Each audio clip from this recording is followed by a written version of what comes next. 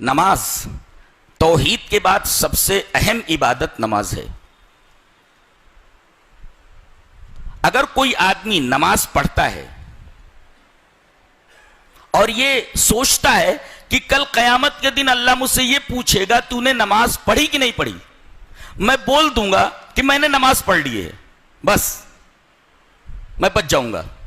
نہیں, آپ نماز پڑھیں لیکن آپ کی ہر نماز اتباع رسول کے دائرے میں ہونی چاہیے. اگر اتباع رسول کے دائرے میں نہیں تو نماز معتبر نہیں ہے. آپ نماز پڑھتے رہیے. دلیل یہ حدیث پاک.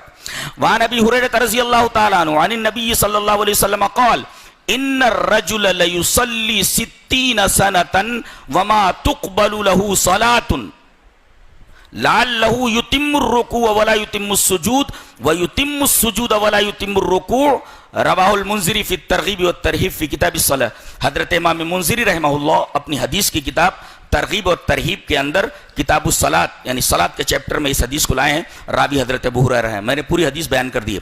حضرت ابو ہریرہ فرماتے ہیں کہ نبی اکرم صلی اللہ علیہ وسلم نے ارشاد فرمایا کہ ایک آدمی اللہ کے حضور پہنچتا ہے, اللہ اسے پوچھتا ہے, حالانکہ اسے معلوم ہے نماز پڑھی, پڑھی. کتنے سال پڑھی؟ کہا کہ اے اللہ کے رسول 60 سال تک میں نے نماز پڑھی. 60 سنة 60 سال نماز پڑھی. کتنے سال پڑھی؟ 60 سال. اللہ کو معلوم ہے, پوچھ رہا بندے سے, پڑھی. کتنے سال پڑھی؟ 60 سنة 60 years 60 سال پڑھی. اللہ فرماتا ہے وما تقبل له صلاة, تیرے نامہ عمل میں ایک بھی نماز نہیں ہے. 60 سال کی نماز جو تو نے پڑھی ہے ایک بھی نماز تیرے نامہ عمل میں نہیں ہے. لوگ حج کو جاتے ہیں اور پھر کہتے ہیں کہ خانہ کعبہ میں ایک نماز 1 لاکھ کے برابر ہے, تو 40 دن 50 دن رہ کر کے اتنی نمازیں پڑھ لی, اب تو جنت الاٹ ہو گئی میرے. ارے بدبخت اور بدنصیب, یہاں معاملہ یہ ہے کہ 60 سال کی نماز آدمی پڑھ کر کے گیا ہے, اس کے نامہ اعمال میں ایک نماز بھی نہیں ہے. اور تیرے حج کی کیا بساط ہے, تیرے حج کی کیا اوقات ہے کہ تو جوڑتے بیٹھے کہ ایک نماز 1 لاکھ نماز کے برابر ہے, لہذا میں بخشایا ہو گیا. پتا نہیں جس پیسے سے تو گیا ہے اس پیسے کے اندر کتنا حلال ہے اور کتنا حرام ہے. تو نے کتنے ارکان اپنی مرضی سے ادا کیے ہیں, جہالت سے ادا کیے ہیں, اور کتنے ارکان تو نے اتباع رسول کے دائرے میں نہیں کیے ہیں, تو تیرا حج کیسے ہوا؟ اور تو نے نماز جو پڑھی وہ نماز اتباع رسول کے دائرے میں پڑھی یا نہیں پڑھی ہے؟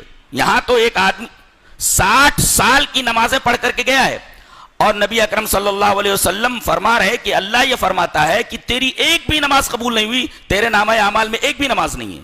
وما تقبل له صلاۃ, ایک بھی نماز نہیں ہے. کتنی خطرناک قسم کی حدیث ہے یہ. لوگ نمازیں پڑھتے رہتے ہیں.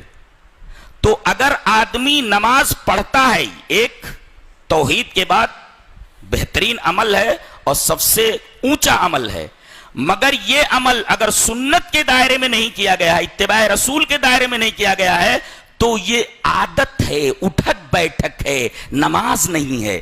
اس لیے کہ جو چیز اتباع رسول, جو عمل اتباع رسول کے دائرے میں نہ کیا گیا ہو وہ عادت بن جاتا ہے, عبادت نہیں بنتا. دیکھو 60 سال کی نماز لے کر کے گیا, نامہ عمل میں ایک بھی نماز نہیں ہے. اللہ, یہ حدیث ہمیں ہلا دینے کے لیے کافی ہے. نماز کیسی پڑھنا بتایا گیا. حدیث اس طرح.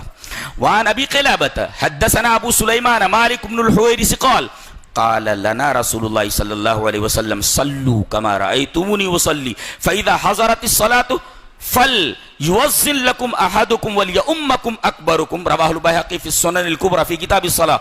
حضرت امام بیہقی رحمہ اللہ اس حدیث کو ایسے ہی سنن کبری بیہقی کے اندر لائے. راوی حضرت مالک بن حویرث سے, وہ فرماتے ہیں کہ نبی اکرم صلی اللہ علیہ وسلم نے ہم تمام صحابہ کرام سے یہ کہا کہ تم لوگ نماز اس طرح پڑھو جس طرح تم مجھے نماز پڑھتے ہوئے دیکھتے ہو.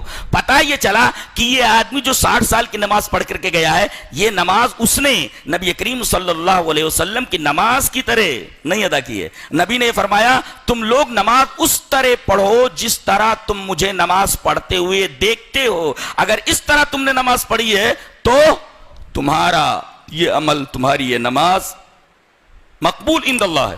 اور اگر تم نے اپنے طریقے پر, یہ حنفی نماز ہے, یہ مالکی نماز ہے, یہ شافعی نماز ہے, یہ فلاں شخصیت کے طریقے پر پڑھی ہوئی نماز ہے, کسی بھی طریقے سے نماز پڑھ کر کے گیا آدمی کوئی بھی نماز معتبر نہیں ہے, الا یہ کہ اس نے نماز جناب محمد رسول اللہ صلی اللہ علیہ وسلم کے طریقے پر پڑھی ہو, جس کا نام اتباع رسول ہے.